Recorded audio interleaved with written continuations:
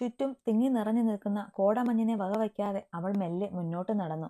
അതിരാവിലെ എഴുന്നേറ്റ് കുളിച്ചു അമ്പലത്തിലേക്കുള്ള യാത്രയാണ് ശിവ. മാസത്തിൽ ഒരിക്കൽ മാത്രമുള്ള ശീലമാണ് അവൾക്കിത്. സാധാരണ മനസ്സിന് ഒരു പ്രയാസം തോന്നുമ്പോൾ അവൾ ഓടിപ്പോകുന്നത് തൻ്റെ യക്ഷിയമ്മയ്ക്ക് അരികിലാണ്. എന്നാൽ ഇന്ന് പതിവിന് വിപരീതമായി അവൾ അടുത്തുള്ള ഉമാമഹേശ്വര ക്ഷേത്രത്തിലേക്ക് പുറപ്പെട്ടു. നേരം വെളുത്തു വരുന്നതേയുള്ളൂ. തറവാട്ടിൽ നിന്ന് കുറച്ചധികം നടക്കാനുള്ള ദൂരമുള്ളതുകൊണ്ടും രാവിലേക്കുള്ള ആഹാരമൊന്നും ഉണ്ടാക്കാത്തത് കൊണ്ടും എല്ലാവരും ഉണരുന്നതിന് മുന്നേ തിരികെ ചെല്ലണം. അതുകൊണ്ട് തന്നെ അവൾ അല്പം വേഗത്തിൽ നടന്നു. ഡി ഇടവഴി കഴിഞ്ഞ് മെയിൻ പാതയിലേക്ക് കടക്കുമ്പോഴാണ് പിന്നിൽ നിന്ന് ആ ശബ്ദം അവൾ കേൾക്കുന്നത്. തിരിഞ്ഞു നോക്കുമ്പോൾ തൻ്റെ അടുത്തേക്ക് മുണ്ടും മടക്കി കുത്തി ഗൗരവത്തോടെ വരുന്നവനെ കണ്ട് ശിവ വായം തുറന്ന് ഇരുന്നു. ചുവപ്പിൽ ഓറഞ്ച് ചെക്ക് ഷർട്ടും സെയിം കരയുള്ള മുണ്ടുമുടുത്ത് പിരിച്ചു വെച്ചിരിക്കുന്ന മീശയും തുറന്നു കിടക്കുന്ന ഷർട്ടിൻ്റെ വിടവിലൂടെ കാണുന്ന സ്വർണ്ണ ചെയിനും മുണ്ടും മടക്കി കുത്തിയുള്ള വരവും അതൊരു വരവ് തന്നെയാണ്. ചോര ഊറ്റി കഴിഞ്ഞോടി എൻ്റെ കയ്യിലെ ഇടിവള മുകളിലേക്ക് തെരുത്തു കയറ്റിക്കൊണ്ടുള്ള അവൻ്റെ ആ ചോദ്യമാണ് അവളെ ഉണർത്തിയത്. തൊട്ടടുത്തുള്ള അവൻ്റെ നിൽപ്പും ഗൗരവം മുറ്റുന്ന ആ മുഖവും കണ്ട് അവൾ മെല്ലെ പിന്നിലേക്ക് നീങ്ങി. എങ്ങോട്ടാടി രാവിലെ ഒരുങ്ങിക്കെട്ടി? ഏതവനെ വളച്ചെടുക്കാൻ പോവാ നീ? അവളെ ഒന്ന് ഒഴിഞ്ഞുകൊണ്ടുള്ള ആ ചോദ്യം വല്ലാത്ത അരോചകമായി തോന്നി അവൾക്ക്. ഞാൻ അമ്പലത്തിൽ പോവാ. അതും പറഞ്ഞ് അവൾ തിരിഞ്ഞു നടക്കുമ്പോൾ പെട്ടെന്ന് അവൻ്റെ കൈ അവളുടെ കയ്യിൽ പിടിമുറുക്കി. ശിവ നേരിയ കിതപ്പോടെ തിരിഞ്ഞു നോക്കി. ഞാനും വരുന്നുണ്ട്. അത് നിന്നോട് വരാനുള്ള മോഹം കൊണ്ടൊന്നും അല്ല. നിന്റെ പതിവില്ലാത്ത ഈ പോക്കിൽ സംശയമുള്ളത് കൊണ്ട് തന്നെയാ. ഏതവൻ്റെ എങ്കിലും അടുത്തേക്ക് പോകുവാണോ എന്ന് ആർക്കറിയാം? വിശ്വസിക്കാൻ കൊള്ളാത്ത ജന്മമല്ലേ. താലി കെട്ടിയ എന്നേക്കാൾ അവകാശം പറഞ്ഞ് നാളെ മറ്റൊരുവൻ വന്നാൽ പിന്നെ എന്തിനാടി പുല്ലേ ഞാൻ ആണാണെന്ന് പറഞ്ഞ് നടക്കുന്നത്? അതുകൊണ്ട് പൊന്നുമോള് ഇങ്ങോട്ട് നടക്ക്. അവളുടെ കയ്യിൽ ബലമായി പിടിച്ചു വലിച്ചുകൊണ്ട് അവൻ മുന്നോട്ട് നടക്കുമ്പോൾ യാതൊരു എതിർപ്പുമില്ലാതെ അവൾ അവനൊപ്പം നടന്നു. തൻ്റെ അഭിമാനത്തെയാണ് അവൻ ഓരോ നിമിഷവും ചോദ്യം ചെയ്യുന്നത് എന്ന് പോലും ഓർക്കാതെ അവൾ അവന് ഓരോ നിമിഷവും വഴങ്ങുമ്പോൾ അവളിൽ നിറഞ്ഞു നിന്നത് അവനോടുള്ള അന്ധമായ പ്രണയമാണ്. അവനോടൊപ്പമുള്ള യാത്ര അവൾ വല്ലാതെ ആസ്വദിക്കുന്നുണ്ടായിരുന്നു. ഇങ്ങനൊരു നിമിഷം ഒരുപാട് കൊതിച്ചതാണ്. തൻ്റെ യക്ഷിയമ്മയായിട്ട് തനിക്ക് ആഗ്രഹം സാധിച്ചു തന്നതായി തോന്നി അവൾക്ക്.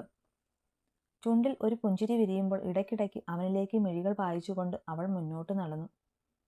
അമ്പലത്തിലേക്ക് അടുക്കുമ്പോൾ അകലെ നിന്ന് അവൾ കേട്ടു അല്പം ഉയർന്നു കേൾക്കുന്ന ഭക്തിഗാനം. ഉമാമഹേശ്വര ക്ഷേത്രമായതുകൊണ്ടും ഇന്ന് തിങ്കളാഴ്ച ആയതുകൊണ്ടും നല്ല തിരക്കുണ്ടാവും അമ്പലത്തിൽ. പുറത്തെത്തുമ്പോൾ അതിന് ശരിവെക്കും പോലെ അവൾ കണ്ടു പുറത്തു കിടക്കുന്ന കണക്കില്ലാത്ത ചെരുപ്പുകൾ. അവൾ മെല്ലെ അകത്തേക്ക് കടങ്ങാൻ ഒരുങ്ങുമ്പോൾ അവൻ വേഗം അവളുടെ കയ്യിൽ പിടുത്തമിട്ടു. ശിവ പെട്ടെന്നൊന്ന് തിരിഞ്ഞു നോക്കി. എങ്ങോട്ടാ സൂപ്പർ ഫാസ്റ്റിൽ ഓടുന്നത്? ദാ ഇത് പിടിക്ക്. അതും പറഞ്ഞ് അവൻ തൻ്റെ ഷർട്ട് അഴിച്ച് അവൾക്ക് നേരെ നീട്ടുമ്പോൾ ശിവ നേരിയ ഞെട്ടലോടെ അവനെ നോക്കി. ചെവി കേൾക്കില്ലേ കൊച്ചേ നിനക്ക്? ഇത് പിടിക്കാൻ.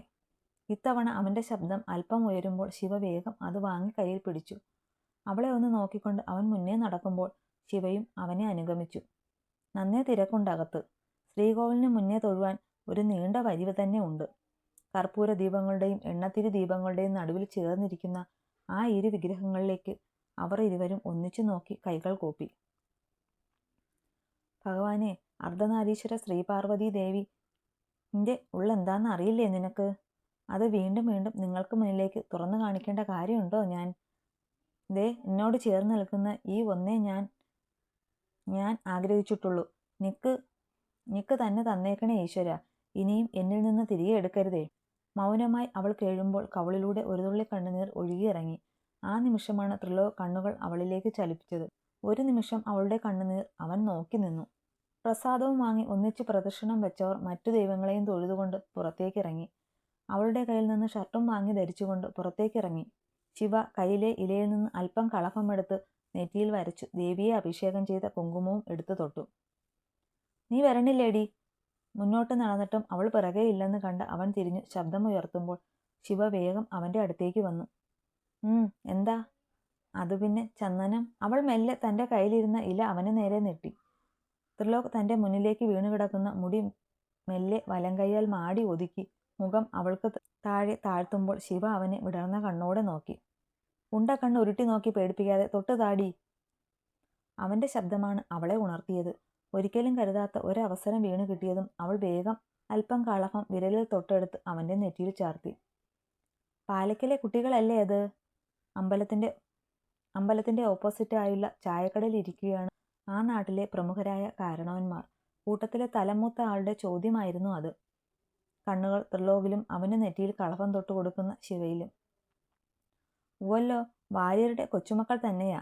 ചെക്കൻ മടങ്ങി വന്നോ? എല്ലാവരും ഇപ്പോൾ അന്യനാട്ടിലല്ലേ? മടങ്ങി വന്നോന്ന് ആ കേശവൻ ഇടയ്ക്ക് പറയണുണ്ടായിരുന്നു. എല്ലാവരും ഇപ്പോൾ തറവാട്ടിലുണ്ടത്രേ. അവരുടെ ചർച്ചകൾ പുരോഗമിക്കുമ്പോഴാണ് പെട്ടെന്ന് അവിടെ മറ്റൊന്ന് സംഭവിച്ചത്. ശിവയുടെ കയ്യിലിരുന്ന ഇലയിൽ നിന്ന് അല്പം സിന്ദൂരം എടുത്ത് അവളുടെ നെറുകയിൽ നീട്ടി വരച്ചു ത്രിലോക്. അവൻ്റെ പ്രതീക്ഷിക്കാത്ത ആ പ്രവൃത്തിയിൽ ശിവയുടെ ശരീരമാകെ തണുത്തുറഞ്ഞതുപോലെ നിന്നുപോയി. അവൻ എവിടെ പോയി നവീൻ? റൂമിൽ കാണുന്നില്ലല്ലോ. രാവിലെ ത്രിലോകിനെ തിരക്കി റൂമിലേക്ക് പോയതാണ് കാർത്തി. എന്നാൽ അവൻ റൂമിലില്ല എന്ന് കണ്ടതും കാർത്തി വീണ്ടും നവീൻ്റെ അടുത്തേക്ക് വന്നു. താഴെ എങ്ങാനും കാണൂടാ. ബെഡിൽ നിന്ന് എഴുന്നേൽക്കലിൻ്റെ ഇടയിൽ അലസമായി പറഞ്ഞു അവൻ. ഡാ പുല്ലേ, ആദ്യം പോയി തുണി കൊടുക്ക്. ആരെങ്കിലും കയറി വന്നാൽ തീർന്ന്. തലേന്ന് രാത്രിയിലുള്ള അതേ രൂപത്തിൽ ബെഡിൽ നിന്ന് എഴുന്നേൽക്കുന്ന അവനെ കണ്ട് കാർത്തി ചീറി. ഓ പിന്നെ, ലോക്ക് ചെയ്തിരിക്കുന്ന ഡോറും പൊളിച്ചു വരാൻ പോകുകയല്ലേ നിന്റെ അപ്പൂപ്പൻ? അതിനു മറുപടി പറഞ്ഞത് തലയണ കൊണ്ട് ഒറ്റ ഏറായിരുന്നു. നവീൻ ചിരിയോടെ അത് ക്യാച്ച് ചെയ്തുകൊണ്ട് ചുണ്ടുകൾ ഫ്ലൈയിങ് കിസ് ഊതി പറത്തി. പോയി കുളിക്കടാ ശവമേ. കണ്ടിട്ട് തന്നെ എന്തോ പോലെ. ആ ഡയലോഗ് കേട്ട് ടവലും ചുറ്റി നിന്ന നവീൻ പെട്ടെന്നൊന്ന് തിരിഞ്ഞു നോക്കി. വഷളൻ ചിരിയോടെ തന്നെ നോക്കുന്നവനെ കണ്ട് നവീൻ ഒറ്റ ഓട്ടമായിരുന്നു ബാത്റൂമിലേക്ക്. ഒരു റൗണ്ട് കൂടെ താങ്ങില്ല മോനെ, നീ വേറെ ആളെ നോക്ക്. ബാത്റൂം ഡോർ അടയ്ക്കുന്നതിൻ്റെ മുന്നേയായി നവീൻ വിളിച്ചു പറയുന്നുണ്ടായിരുന്നു. കാർത്തി ഒരു ചിരിയോടെ താഴേക്ക് പോയി. ത്രിലോകിനെ കാണാൻ താഴേക്ക് വന്ന കാർത്തി കണ്ടത് ഹാളിലിരിക്കുന്ന അശോകനെയും സേതുവിനെയുമാണ്. അവർക്ക് ഒരു ചിരി കൈമാറിക്കൊണ്ട് അവൻ ഉമ്മറത്തേക്കിറങ്ങി. ചേ, ഇവൻ ഇതെവിടെ പോയി? ഉമ്മറത്തും മുറ്റത്തും അവനെ കാണാതായതും ഷർട്ടിൻ്റെ പോക്കറ്റിൽ കിടന്ന ഫോണും എടുത്ത് അവൻ ഉള്ളിലേക്ക് കടക്കാൻ നിൽക്കുമ്പോഴാണ് കണ്ണുകൾ ആ കാഴ്ചയിൽ വന്നു പതിഞ്ഞത്. വലിയ റോഡ് കഴിഞ്ഞ് വീട്ടിലേക്കുള്ള വഴി നടന്നു വരുന്ന ത്രിലോകും ശിവയും ഒന്നിച്ചുള്ള ആ വരവ് കണ്ട് കാർത്തിയുടെ കണ്ണുകൾ ഒന്ന് ചുരുങ്ങി. അപ്പോഴേക്കും അവൻ മുറ്റത്തേക്ക് എത്തിയിരുന്നു. ശിവ അവനെ നോക്കാതെ മറികടന്ന് മുന്നോട്ടു പോകുമ്പോൾ കാർത്തി അവൾക്ക് പിറകെ വന്ന ത്രിലോകിന് തടസ്സം കയറി നിന്നു. നീ എന്താ, വഴിതടൽ സമരമാണോ? ത്രിലോകിൻ്റെ മുഖത്ത് ഇന്നൊരു പ്രത്യേക ചിരിയും സ്ഥാനം പിടിച്ചിരിക്കുന്നു. നിന്റെ ഈ ഊള കോമഡി അവിടെ നിൽക്കട്ടെ. അല്ല, എന്താ ഇതിൻ്റെയൊക്കെ പിന്നിലെ ഉദ്ദേശം? എന്ത്? ത്രിലോക്, നീ ഒരുമാതിരി കളിക്കല്ലേ. കാർത്തിയിൽ ഇതിനോടകം നേരിയ ദേഷ്യം രൂപപ്പെട്ടു തുടങ്ങിയിരുന്നു. നിനക്കിപ്പോൾ എന്താ കാർത്തി അറിയേണ്ടത്? ഞാൻ ഇന്ന് നല്ല ഹാപ്പിയിലാണ്. നീ വെറുതെ അത് സ്പോയിൽ ചെയ്യല്ലേ പ്ലീസ്. ഇത്ര സന്തോഷം വരാൻ എന്താ, നിന്റെ ഭാര്യ പ്രസവിച്ചോ? ഉടനടി കാർത്തിയുടെ അടുത്ത ചോദ്യവും വന്നു. അതിനെ അവനെ ഒന്ന് പുച്ഛിച്ചുകൊണ്ട് ത്രിലോക് അകത്തേക്ക് കയറിപ്പോയി. എന്തൊക്കെയാണാവോ അവൻ്റെ ഉള്ളിൽ? ഒന്നും മനസ്സിലാവുന്നില്ല. എങ്കിലും ആ പെണ്ണ് ഇപ്പോൾ കുടിക്കുന്ന കണ്ണുനീർ ഒന്നും ഒഴിയാൻ പോകുന്നില്ല. ആരോടൊന്നില്ലാതെ പറഞ്ഞുകൊണ്ട് കാർത്തിയും അകത്തേക്ക് പോയി. അമ്പലത്തിൽ നിന്ന് മടങ്ങി വന്ന ശിവ വേഗം ഡ്രസ്സും മാറി അടുക്കളയിലേക്ക് വെച്ചു പിടിച്ചു. രാവിലത്തേക്ക് അവൾ ഇഡലിയും സാമ്പാറും പുതിന ചട്നിയുമാണ് ഉണ്ടാക്കിയത്.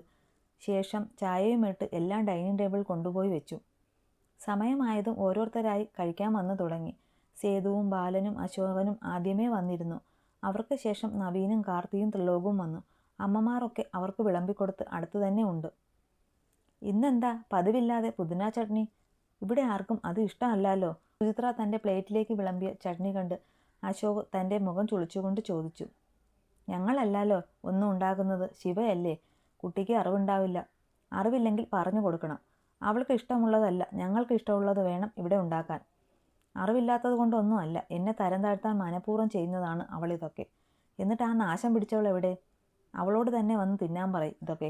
സേതുവും ദേഷ്യം കൊണ്ട് വിറയ്ക്കുമ്പോൾ ഒരു ചുവരിനപ്പുറം നിന്ന ശിവയുടെ കണ്ണുകൾ നിറഞ്ഞൊഴുകി. തൻ്റെ കരച്ചിൽ ചില്ലുകൾ പുറത്തേക്ക് കടക്കാതിരിക്കാൻ അവൾ ധാവണി തുമ്പുകൊണ്ട് വാ അമർത്തി. അങ്കിൾ, ഇങ്ങനെ ദേഷ്യം കാണിക്കാൻ മാത്രം ഇപ്പോൾ ഇവിടെ എന്താ ഉണ്ടായേ? പെട്ടെന്ന് ഉയർന്ന ത്രിലോകിൻ്റെ ശബ്ദത്തിൽ ഒരു നിമിഷം എല്ലാവരുടെയും ശ്രദ്ധ അവനിലേക്കായി. നീ കണ്ടില്ലേ നന്ദു, അവളുടെ ഒരു അഹങ്കാരം. ആർക്കും വേണ്ടാത്തത് ഉണ്ടാക്കി വെച്ചാൽ പിന്നെ എല്ലാം അവൾക്ക് ഒറ്റയ്ക്കിരുന്ന് തിന്നാലോ. നാശം. ഇതിനാണോ നേരം വെളുക്കുന്നതിന് മുന്നേ അവൾ കിച്ചണിലേക്ക് കയറുന്നത്? അത്രയും നേരം മൗനം പാലിച്ചിരുന്ന നിതയുടെ ശബ്ദമാണ് ഇത്തവണ കേട്ടത്. ഒരവസരം കിട്ടാൻ നോക്കിയിരുന്ന അവർ തക്കം നോക്കി ചാടി വീഴുകയും ചെയ്തു. ഈ വീട്ടിൽ അവൾക്ക് മാത്രമാണോ കൈയും കാലും വായുമൊക്കെ ഉള്ളത്? നിങ്ങളുടെ ഭർത്താക്കന്മാർക്ക് ആവശ്യമുള്ളത് നിങ്ങൾക്ക് തന്നെ ഉണ്ടാക്കി കൊടുക്കാമല്ലോ. എന്തേ അത് ചെയ്യാത്തത്? തീർത്തും ശാന്തമായ രീതിയിലായിരുന്നു അവൻ്റെ ചോദ്യമെങ്കിലും ഒരു നിമിഷം നിതയുടെ മുഖം വിളറിപ്പോയി. ശിവ ഇവിടുത്തെ സർവൻ്റ് ഒന്നുമല്ല, എൻ്റെ ഭാര്യയാകാൻ പോകുന്ന പെണ്ണാണ്. ആ ഒരു ബഹുമാനം എല്ലാവരും അവൾക്ക് കൊടുക്കണം. പിന്നെ ഇതവൾ ഉണ്ടാക്കിയത് എനിക്ക് വേണ്ടിയാണ്. This is my favourite food. ബൗളിലിരിക്കുന്ന ചട്നിയിലേക്ക് വിരൽ ചൂണ്ടി അവൻ പറയുമ്പോൾ എല്ലാവരും അവനെ വല്ലാത്തൊരു രീതിയിൽ നോക്കി. ജീവിതത്തിൽ ആദ്യമായാണ് അവൻ ശിവയെ ഇങ്ങനെ സപ്പോർട്ട് ചെയ്യുന്നത്. ആ ഒരു അത്ഭുതം എല്ലാവരുടെയും മുഖത്ത് കാണാനുമുണ്ട്. അശോകിൻ്റെ കണ്ണുകൾ അവനിൽ തന്നെ ഉറഞ്ഞു നിന്നു. ത്രിലോക് ആരെയും ശ്രദ്ധിക്കാതെ കഴിച്ചു തുടങ്ങുമ്പോൾ നവീനും കാർത്തിയും പരസ്പരം നോക്കി. പിന്നെ ആരും അവിടെ ഒന്നും മിണ്ടിയില്ല. എങ്കിലും എല്ലാ മുഖത്തും ദേഷ്യവും ഗൗരവവും ആണ് ഇപ്പോൾ. സേതുവും അശോകും കഴിപ്പു പകുതി വഴിക്ക് നിർത്തി എഴുന്നേറ്റ് പോകുമ്പോൾ ഭാര്യമാരും അവർക്ക് പിന്നാലെ പോയി. കഴിച്ചു കഴിഞ്ഞ് കൈ കഴുകിയ ശേഷം ത്രിലോക് പോയത് കിച്ചണിലേക്കാണ്. ശിവ അവിടെ ചുവരിൽ ചാരി നിൽക്കുന്നുണ്ടായിരുന്നു. കണ്ണുകൾ നിറഞ്ഞൊഴുകുന്നുണ്ട്. ഫുഡ് നന്നായിട്ടുണ്ട്. തൊട്ടടുത്തു നിന്ന് കേട്ട ശബ്ദത്തിൽ അവളൊരു ഞെട്ടലോടെ തിരിഞ്ഞു നോക്കി. ത്രിലോക് അപ്പോൾ അവളുടെ ധോവണി ഷോൾ തൻ്റെ കൈയും വായും തുടയ്ക്കുകയായിരുന്നു. അത് കണ്ട് അവളുടെ നിറമിഴികൾ ഒന്ന് വിടർന്നു. അവൻ അവളെ ഒന്ന് നോക്കിക്കൊണ്ട് പുറത്തേക്ക് ഇറങ്ങിപ്പോകുമ്പോൾ ശിവ മെല്ലെ പുഞ്ചിരിച്ചു. അശോകന്റെ പിന്നാലെ റൂമിലേക്ക് വന്ന സുചിത്ര കാണുന്നത് ദേഷ്യത്തിൽ മുഖവും കയറ്റിപ്പിടിച്ചിരിക്കുന്ന തൻ്റെ ഭർത്താവിനെയാണ്.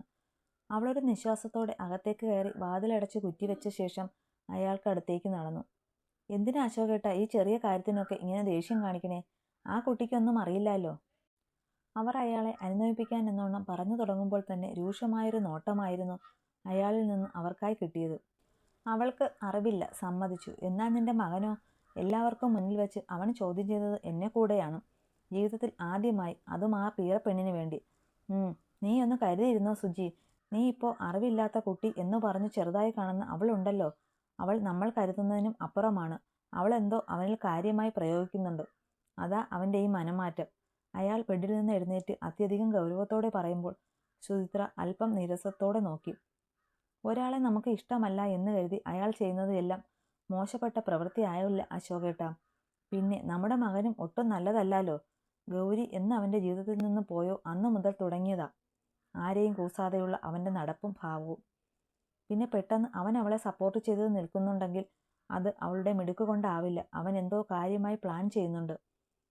എനിക്കറിയാത്തതല്ലല്ലോ എൻ്റെ മകനെ. നിനക്കെന്തറിയാനാ സുജി? നീ ഈ പറയുന്നത് അവൻ കൂടെ സമ്മതിച്ചിട്ടല്ലേ പവിയുമായുള്ള വിവാഹത്തിന് ഞാൻ സേതുവിനോട് സമ്മതം മൂളിയത്? എന്നിട്ടും ഇപ്പോൾ അവളെ വേണ്ട, അവളുടെ അനിയത്തിയെ വേണമെന്ന് പറഞ്ഞാൽ ഇവിടുത്തെ ന്യായമാണ്? വീണ്ടും പവിയുടെ പേര് തങ്ങൾക്കിടയിലേക്ക് കടന്നു. സുജിയുടെ ഉള്ളിൽ ദേഷ്യം കുമിഞ്ഞുകൂടി. ആരുടെയോ കൂടെ കഴിഞ്ഞ് വയറ്റിലുണ്ടായവളെ എൻ്റെ മകൻ്റെ തലയിൽ കെട്ടിവെക്കാനാണോ അശോകേട്ടന് എന്താ ഇത്ര തിടുക്കം? പവിയുടെ നല്ല ജീവിതം ഓർത്തോ? അതോ സേതു അവൾക്ക് കൊടുക്കുമെന്ന് പറഞ്ഞ ശിവയുടെ കൂടെ സ്വത്ത് കണ്ടിട്ടോ? സുജി! നിമിഷ നേരം കൊണ്ട് അയാളുടെ അലർച്ച അവിടെ ഉയരുമ്പോൾ സുചിത്ര ഒരു ഞെട്ടലോടെ അയാളെ നോക്കി. നാവിന് എല്ലില്ല എന്ന് കരുതി എന്തും വിളിച്ചു പറയരുത് നീ. നിന്റെ ഏട്ടൻ്റെ മകളെ എടുത്ത് എൻ്റെ മകൻ്റെ തലയിൽ കെട്ടിവെക്കാൻ എനിക്ക് ഭ്രാന്തൊന്നുമില്ല. അവൻ എന്നോട് ഇങ്ങനൊരു വിവാഹകാര്യം സംസാരിച്ച ശേഷം മാത്രമാണ് ഞാൻ പോലും ഇതിനെക്കുറിച്ച് ചിന്തിച്ചത്. പിന്നെ പവിത്ര അത്ര മോശം പെൺകുട്ടിയാണെന്നുള്ള ധാരണയൊന്നും നിന്നെപ്പോലെ എനിക്കില്ല. നമുക്ക് മുന്നിൽ കിടന്ന് വളർന്ന കുട്ടിയല്ലേ അവള്. എവിടെയോ കിടക്കുന്ന ഒരുവളെ കൊണ്ടുവരുന്നതിലും നല്ലതല്ലേ അതെന്ന് തോന്നി. അത് കേൾക്കെ അവർ ചുണ്ടൊന്നു കോട്ടി. ബാംഗ്ലൂരിലായിരുന്ന സമയത്ത് അവനും പവിയും ഒരുമിച്ചൊരു ഫ്ലാറ്റിലായിരുന്നു എന്നാ ഞാൻ അറിഞ്ഞത്. അങ്ങനെയുള്ളപ്പോൾ അവളുടെ വയറ്റിൽ വളരുന്ന കുഞ്ഞ് അവൻ്റെ അല്ല എന്നതിന് എന്തെങ്കിലും ഉറപ്പുണ്ടോ? ആണെന്നതിന് എന്താ അശോകേട്ട ഉറപ്പ്? ഈ നിമിഷം വരെ ആ കുഞ്ഞ് അവൻ്റെ ആണെന്ന് അവൻ നമ്മളോട് പറഞ്ഞിട്ടില്ല. എനിക്ക് വിശ്വാസമാണ് എൻ്റെ മകനെ. എന്തൊക്കെ കൊള്ളരുതായ്മ അവൻ ചെയ്താലും ഇങ്ങനെയൊരു പ്രവൃത്തി അവനിൽ നിന്നും ഉണ്ടാവില്ല, അതെനിക്ക് ഉറപ്പാണ്. അത് കേട്ട് അയാൾ അവരെ ദേഷ്യത്തോടെ നോക്കിയതല്ലാതെ ഒന്നും പറഞ്ഞില്ല. പവിത്രയെക്കാളും എന്തുകൊണ്ടും എനിക്കിഷ്ടം ഗൗരിയെയും ശിവയെയും തന്നെയാണ്. അവന് ശിവയാണ് വേണ്ടതെങ്കിൽ അവൻ്റെ ഇഷ്ടം പോലെ തന്നെ നടക്കട്ടെ. അവരല്ലേ ഒന്നിച്ചു ജീവിക്കേണ്ടത്. അതിന് അവന് ഒരു വിരോധമില്ലെങ്കിൽ പിന്നെ നമുക്കെന്താ അശോകേട്ടാ?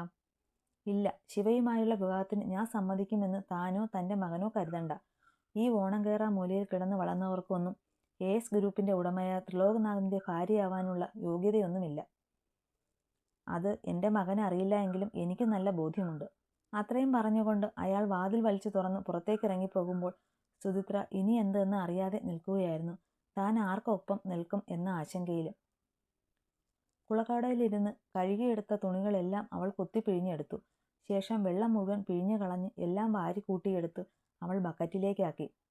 ബാക്കിയുണ്ടായിരുന്ന അലക്കാനുള്ള തുണികളും എടുത്ത് അവൾ വീണ്ടും പടവിലേക്കിരുന്നു. ആരോ തനിക്ക് അടുത്തേക്ക് വരുന്നതായി തോന്നിയ ശിവ മെല്ലെ കണ്ണുകൾ ഉയർത്തി നോക്കവേ കണ്ടു താൻ ഇരിക്കുന്നതിൻ്റെ 2 പടികൾക്ക് മുകളിൽ ഇരിക്കുന്നവനെ. അവളുടെ കണ്ണുകൾ വിടരുന്നതിനൊപ്പം ചൊടികളിൽ ഒരു പുഞ്ചിരി തെളിഞ്ഞു. ഒരു ദിവസം ഇത്രയേറെ ഡ്രസ്സാണോ നീ ഇടുന്നത്? ഞാനൊന്നും കാണാറില്ലല്ലോ. പിഴിഞ്ഞു വെച്ചിരിക്കുന്ന ബക്കറ്റിലേക്കും അവൾ നനച്ചുകൊണ്ടിരിക്കുന്ന ഡ്രസ്സിലേക്കും മാറി മാറി നോക്കി അവൻ ചോദിക്കുമ്പോൾ ശിവ മെല്ലെ അവനെ ഒന്ന് നോക്കി. ഇത്തവണ അവളിലാണ് അവൻ്റെ കണ്ണുകൾ. ഇത് എൻ്റേതല്ല, എല്ലാവരുടെയുമാണ്. ഓഹോ, അത് കൊള്ളാം. നിനക്ക് വേണ്ടിയാണോ ഇവിടെ എല്ലാവരും വസ്ത്രം ധരിക്കുന്നത്? അല്ല, ഞാൻ അറിയാൻ പാടില്ലാത്തത് കൊണ്ട് ചോദിക്കുക. നീ എന്താ ഇവിടെ എല്ലാവരുടെയും പാദസേവ ചെയ്യാൻ നടക്കുവാണോ? നീരസത്തോടെയുള്ള ആ ചോദ്യം കേൾക്കെ ശിവ കണ്ണുകൾ മാത്രം ഉയർത്തി അവനെ നോക്കി. ഇതിൽ നന്ദേട്ടന്റെ വസ്ത്രങ്ങളുമുണ്ട്. മെല്ലെ ചുണ്ടനക്കിയാണ് അവൾ അത് പറഞ്ഞതെങ്കിലും അത് വ്യക്തമായി തന്നെ ത്രിലോക് അത് കേൾക്കുകയും ചെയ്തു.